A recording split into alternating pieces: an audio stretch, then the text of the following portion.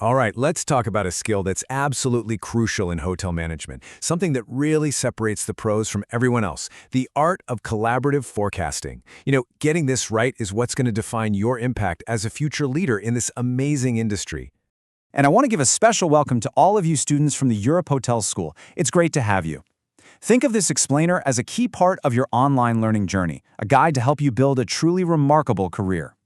We're about to explore a principle that is without a doubt foundational to your professional growth. Okay, let's just get right to the chase, shall we? The single most important number that drives your hotel's success. We're talking everything from staffing to marketing. It isn't spat out by some complex algorithm or dreamed up by a lone genius in an office. Nope, it's the one you build together. But there's a huge problem, a massive roadblock that always seems to get in the way of creating that perfect number. Let's dive into this. I call it the forecasting disconnect. We're talking about departmental silos, a structure that, honestly, quietly sabotages a hotel's potential every single day. This slide just lays it out so clearly. It really shows the two roads a hotel can go down. Now look over on the left. When teams are stuck in their own silos, the forecast is almost guaranteed to be inaccurate. It has zero credibility, right? Because sales doesn't believe revenue's numbers and finance thinks they're both just guessing. The result? Total chaos, disconnected plans. Now, look at the right.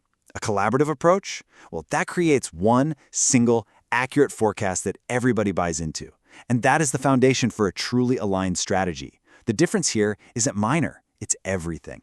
So, if working alone is the problem, it's pretty obvious that working together is the answer.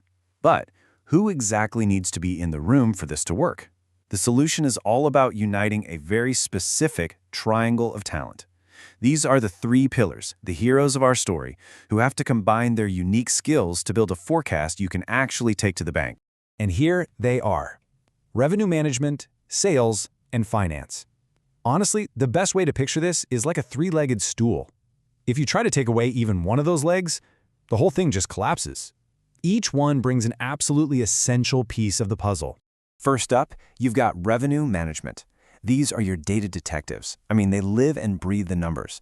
They're looking at all the historical data, the market trends. They give you the hard, quantitative story of what should happen based on what's happened before. Okay, now let's bring in sales. This is where it gets really interesting, because while data tells you what happened in the past, sales tells you what's happening right now. They are the boots on the ground. They're talking to clients. They know what competitors are up to. They know about that huge citywide conference that isn't showing up in the data yet. They provide the real-world human intelligence that a spreadsheet just can't see. And finally, you bring in the finance team. These guys are the crucial reality check. They take the numbers from revenue and sales, and they ask the most important question of all. Okay, this is great, but is it profitable?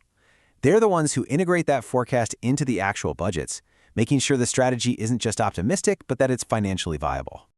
Okay, so we've got our team, we know who needs to work together. But the real multi-million-dollar question is how? What does this actually look like in the day-to-day grind? This is the blueprint, the real actionable steps to turn shared responsibility from a nice idea into just how you do business. It really just comes down to three commitments. 1, you gotta hold regular review meetings where everyone's looking at the exact same information. 2, you need full transparency, no secrets. Sales can see revenues data, revenue can see sales pipeline. And 3, and this one is the real secret sauce, you have to challenge assumptions constructively. This means creating a safe space where the head of sales can look at the head of revenue and say, hey, your data shows a dip, but I know this massive event is coming. Do we factor that in? It's about pressure testing ideas to make the final number stronger. But here's the thing. You can have the most perfect process in the world, all the meetings you want, but it will completely fall apart without the right culture.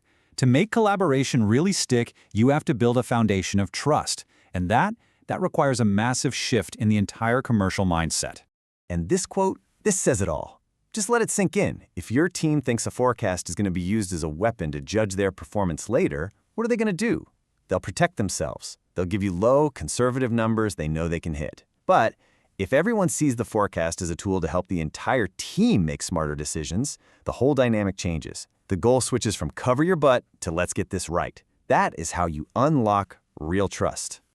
So as we start to wrap this all up, let's distill it down into a kind of commercial North Star. A few key principles you can take with you for the rest of your career, no matter where you go. Let's boil it down to the 3 things you absolutely have to remember. First, forecasting is a team sport, period. It is never, ever the job of just one department. Second, trust and shared goals, they're not just nice-to-haves. They are the absolute bedrock of any high-performing team. And third, remember that it's that active, constructive collaboration that truly drives the accuracy and the credibility your hotel strategy completely depends on. And this brings us to our last thought, and it's really a challenge directly to you. As you step out of the Europe Hotel School and into your own leadership positions, the power to smash these silos, it's going to be in your hands. So the question isn't if you'll see this problem, you will, but what are you going to do about it? How will you be the leader who builds the bridges, who fosters the trust, and who champions that collaborative spirit you need to create that single, most important number together?